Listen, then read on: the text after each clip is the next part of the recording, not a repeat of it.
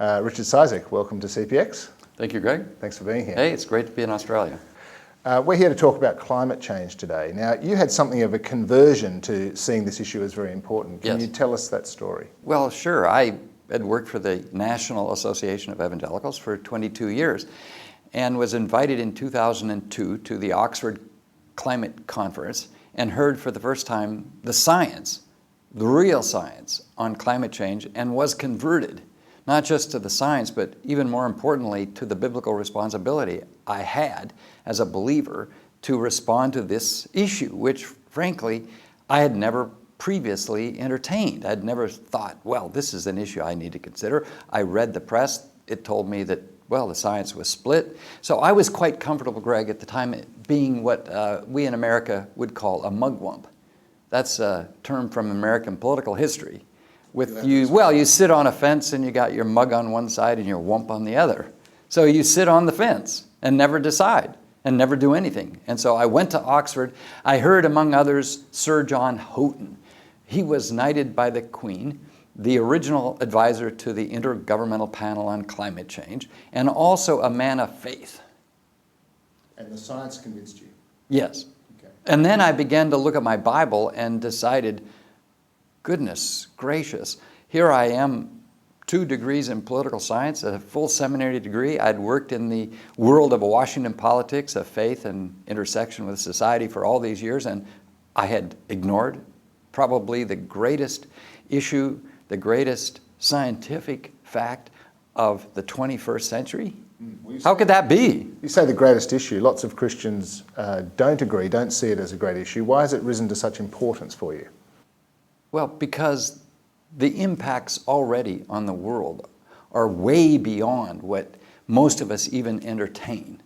And I've seen these impacts. It's one thing for scientists to tell us that by 2050, 1 billion people around the world will be impacted. It's another to go, for example, to the Bering Sea off the coast of Alaska to an island like Shishmaref and see how the Inupiaq Indians that have lived there for 400 years are going to be forced off and to watch their houses fall into the sea. And then to have them tell you how, well, they used to go hunting walrus and take their snowmobilers off onto the ice and come back safely, and now the fathers and mothers send their sons not knowing even whether they'll come back because the sea ice melt is such that they just fall into the sea and disappear. And as of 2007, the scientists who've been observing this report that weekly sea ice mass, the size of the state of Colorado in the United States, weekly dissipates, falls into the ocean, disappears. The Northwest Passage that explorers sought centuries ago, you see, is now open all the way through September. And it will be, some of it refreezes, of course, later in the winter, but we'll have a Northwest Passage. This is phenomenal. And of course, we know the impacts not just in Australia for droughts. You had one here. We have 2 currently in the United States, one in the southeast, one in the southwest. We know what is occurring, and it's real, and it is human-induced, and it will impact the poor first and foremost around the world. And my job, as I see it, converted as I have been, most importantly, not just to the science of climate change, but to my responsibility to talk about it and convince others to change their way of thinking.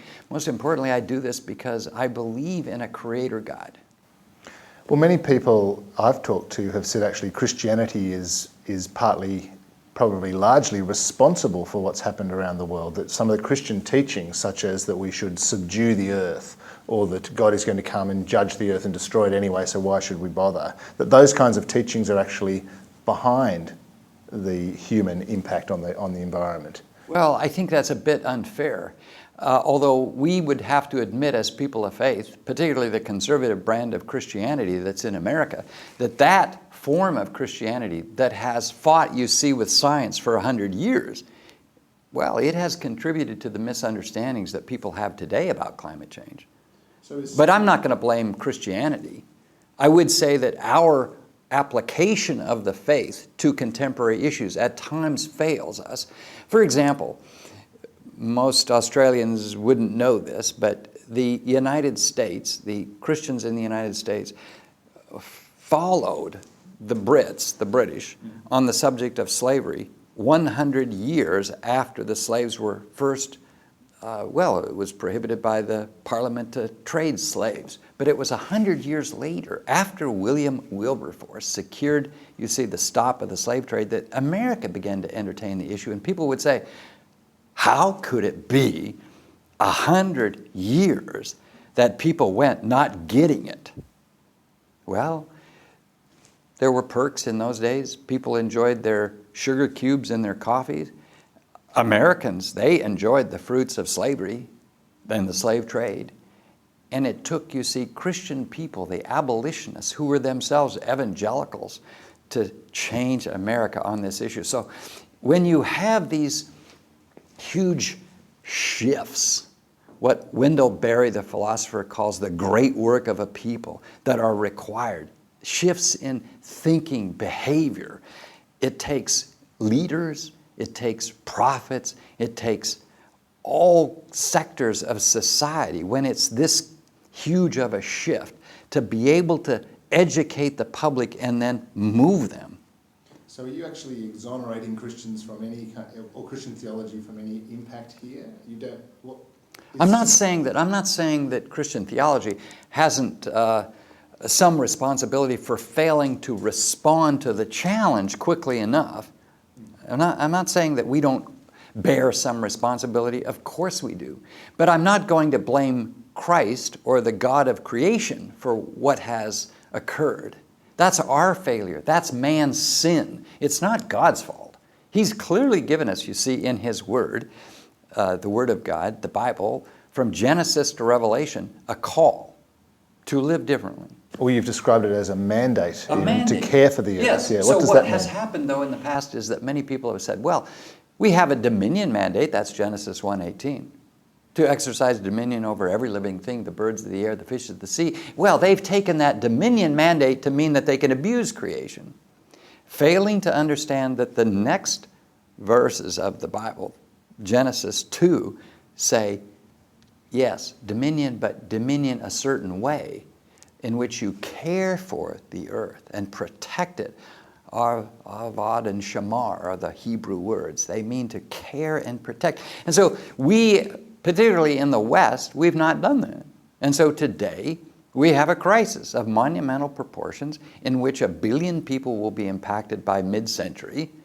And the question is, do we have a sufficient mind, the mind of Christ? Do we have a sufficient apologetic to begin to shift the thinking and behavior of a people to address this? We've called it an issue of justice, of human justice. Oh, absolutely. What does that mean? What do you mean by that? Well, let me explain it this way. A conservative columnist in America came to me and said, Richard, I don't think you should be talking about this issue because, well, we're called to the Great Commission, which is to take the gospel to the rest of the world, baptizing in the name of the Father, Son, and the Holy Spirit. I said, that's right. And I said, and my friend, what is the rest of the Great Commission? He said, I don't know. I said, let me tell you. It is, you see, to not just baptize, but then teach those disciples all Jesus said that I've commanded. And what has He commanded us? He's commanded us to love Him, love God with our heart, mind, soul, and strength, and our neighbor as ourselves. And if you have, for example, the Inupiaq Indians on the island of Shishmaref, after 400 years, losing their lives, and ultimately their entire island, well, are they the people we should care for? Are they our neighbor? And what about our children and grandchildren? Are they our neighbor? And what about those yet unborn? Are they our neighbor? Or, for example, what about Hindu Bangladeshis? Are they our neighbor? And if climate change affects the world by sea level rise, that we have within short order in this century 100 million climate refugees, are they my neighbor? Of course.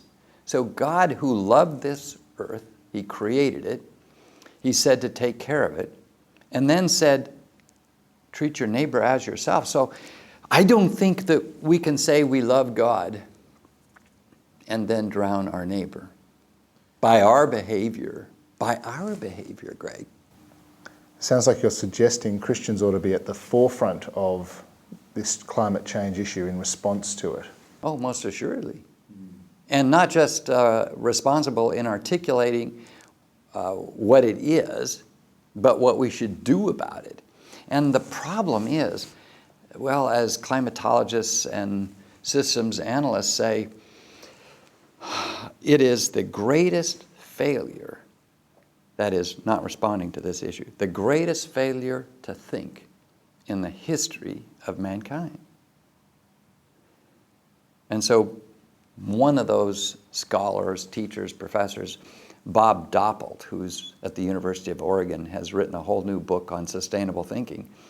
And Doppelt says that it's the shift you see, not just to understand climate change, it's the shift from thinking linearly, A affects B, B causes C, bringing on D. That's linear thinking.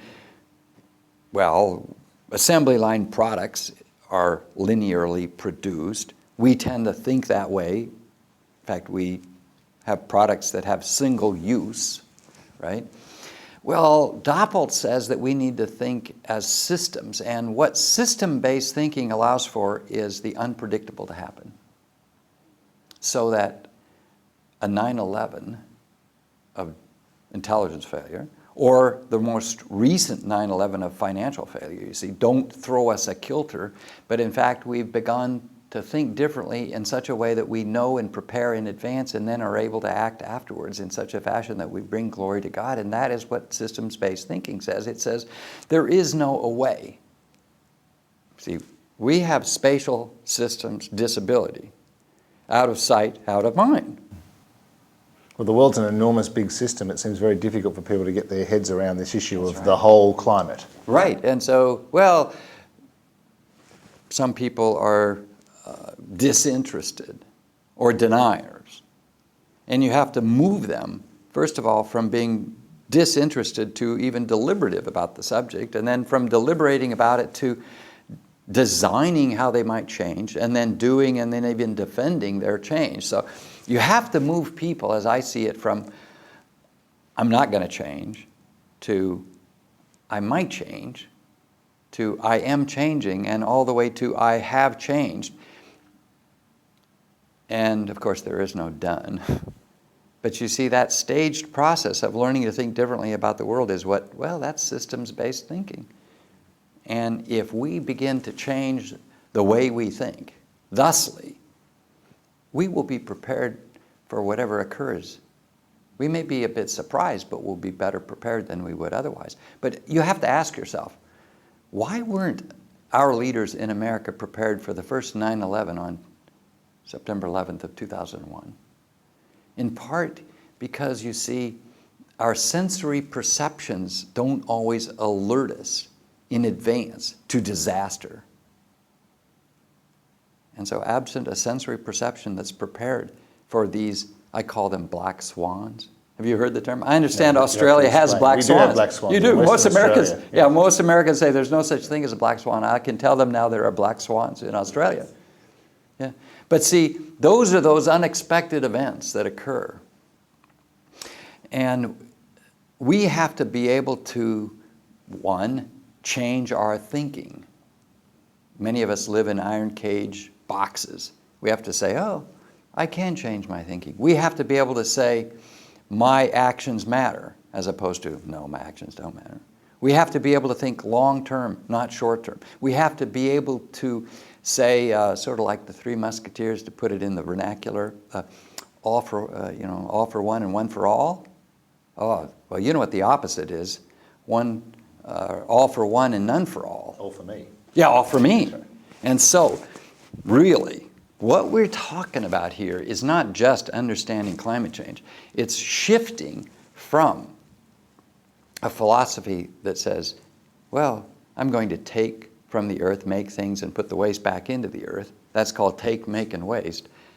Shift our thinking to borrow, use, and then return and replenish. So if you borrow from the earth, you use the resources God has given us, and then you return back to the earth the products or the waste in a better shape than you took it out. That is a borrow, use, and return or replenish mentality.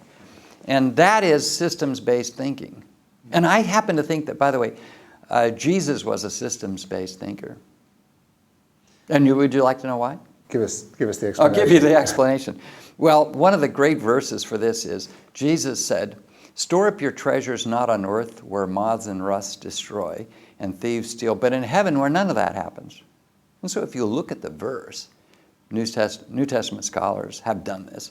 They say, well, if you look at the verse, what it teaches is that in heaven things don't go extinct. And so Jesus said, "Our Father who art in heaven, pray this way, thy will be done on earth as it is in heaven." And so I call this the earthing of heavenly values. And what are heavenly values? Heavenly values are when you don't live to make things go extinct. But that's the way we live. We live for ourselves and not for a higher purpose. And so to save the planet, we're going to have to shift how we think first and foremost, and then how we behave. And we're going to have to even urge politicians to change their thinking too. Well, you spend a lot of time representing evangelicals to Capitol Hill, I understand. This is one of your big issues that you're often talking about. Evangelicals for 150 years have had a sort of awkward relationship with the science aspect of knowledge. Ah, yes. Dating back to the Scopes monkey trial in 1925. I've certainly read of a number of evangelicals and other brands of Christians who are not convinced by the science because they already have views from the scriptures that suggest that this is not the way the world's going to go. Mm-hmm. How do you deal with that sort of conflict between their two modes of thinking? Well, I believe you have to have a new vision for living. So I've explained that, and you have to have a strategy too. By the way, a vision without a strategy is an hallucination. So you've got to have a strategy. And I'm a Washington lobbyist, so forgive me. You know, that's the way I think. But a strategy to reach those people bears in mind, Greg, that, well, the victim, you see, of the origins debate is really climate change. And what I mean by that is to say that millions of evangelicals in America reason as follows. Scientists are evolutionists. I don't believe in evolution, so I'm not going to believe what the scientists are saying. What do you do with that? It's an illogical syllogism. Well, you have to introduce people to scientists. And, you know, we all live in our little boxes, in our own little communities. We rarely, if ever, talk with people in different streams. Now you do, and your whole effort, enterprise, ministry, whatever, is intentionally designed to help people do that, which I commend.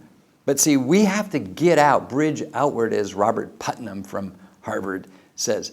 And people of faith are capable of bridging outward. And that means, well, what we've done on this issue is put together the best scientists in the world with evangelical theologians to affect a conversation. And how are you going? What's the progress thus far? We've had wonderful progress. So we've recruited some of the finest minds, scientific minds. Dr. E.O. Wilson from Harvard is one of our participants. He's the Ant-Man, the father of evolutionary biology. Now, he's an agnostic.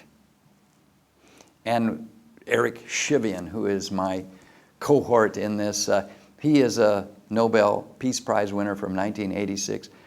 He is also an agnostic. But we've brought the likes you see of Shivian and Wilson and others together with evangelicals, theologians, to say, we don't agree on the origins debate. We believe God created it. Our colleagues, they don't. But we can agree that this is worth protecting, this earth, this creation. In fact, Ed Wilson, arguably the most famous scientist in the entire world, he calls it now the creation. It's a concession. Why? Because the book by the same title, The Creation, in it he argues that these two worlds, the world of religion and the world of science, have to come together.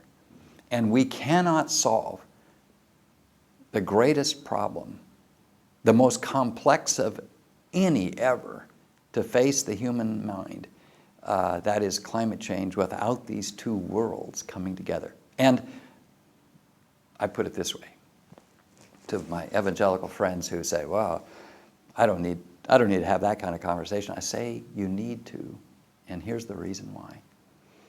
Scientists enable us to understand what creation is saying to us about itself and its maker. You like that? It's a nice summary. How's it go down? Better. It's to some minds it's difficult, and they don't want to have that because they don't want to bridge outward. But it's really not castor oil. It goes down pretty well, actually. And we all benefit.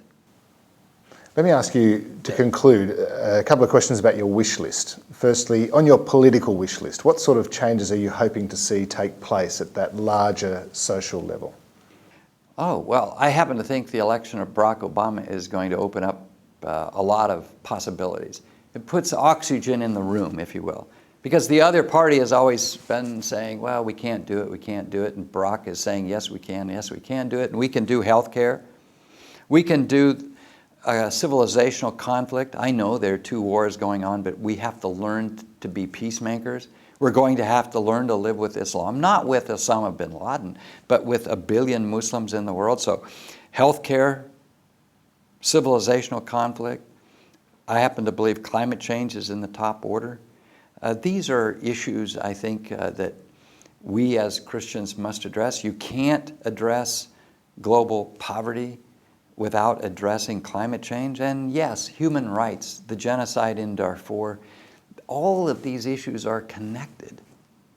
And I believe that Christians who have led in the last 10 years in Washington, D.C., you see, on international religious freedom, on human rights, opposing torture, for example, on all of these issues, evangelicals have become the leaders, such that Nick Kristof, he's a friend, he's a Pulitzer Prize-winning New York Times writer. Nick Kristof says the evangelicals are the new internationalists, bridging outward from the sexual politics issues that still divide us to address the people issues that will change the 21st century. And so I'm here because we can't do this by ourselves. You can't do what you need to do here in Australia without we Americans assisting too. And that's what I told Kevin Rudd, your Prime Minister, and it's what I've told Barack Obama. And okay, so that's on your political wish list. That's my political wish list, yeah. What about the personal wish list? I mean, what kinds of changes can the average person who's watching and listening to this vodcast make to respond positively to the issue of climate change? Well, I say, first of all, you've got to change the way you think. We know, for example, rewards and punishments through the tax structure, they don't work. As soon as you take away the rewards, well, people change back. They'll revert back away from renewable energies, or they won't recycle or whatever. I happen to think the first and foremost thing is to change the way you think. The second most important thing, I believe, is to begin to look at yourself, because stewardship is self-stewardship. It's not just stewardship toward the resources themselves, it's stewarding myself, yourself. And we each can make decisions in our own personal lives. I did it. I came back from Oxford in 2002 and said, well, I'm going to get rid of my recreational vehicle. It was too expensive anyway to carry, to drive, and all the rest, not to mention the CO2 it was emitting. But we can change the transportation. We can change the housing. We can live lives that are sustainable, built around the renewables and the like. But let's face it, recycling, I jokingly refer to it as the evangelical version of the Catholic Hail Mary pass. It's important to do, to recycle. We do it. But you have to change governments. And to the Australians, I would say, your Prime Minister is a man of faith. And he believes that we need to take action. The question is, will he be bold? And so because global climate change requires a global solution and governments have to act to reduce CO2 emissions, and the goal which he is setting, I hope it's around 20% reductions by 2020, is a reasonable goal. In other words, we've got 450 parts per million as a goal here. I would think we ought to get below that, because I happen to think the environment has already reached tipping points. Thresholds have already been crossed. And so if we're already at 380 parts per million of CO2 in the atmosphere, and we're already experiencing the kinds of consequences I've described in Alaska, you see, even here in Australia, then shouldn't we be bold and set targets, emissions targets, that get us where we need to go? In the United States, Congress, I'm lobbying for a Climate Security Act that will reduce CO2 emissions 80% by 2050. It's a bold goal, and we're going to try and get there. And Australia needs to lead. So what I'm saying, pardon me, but I'm most of all a lobbyist. I believe that governments have to change. And so the one thing I'm asking Australians to do is to urge their lawmakers to do this, to act boldly to reduce CO2 emissions. Why? First of all, you would be the first country to lead. America hasn't done this yet, you see, and so you could take actions which would send a signal to the rest of the world.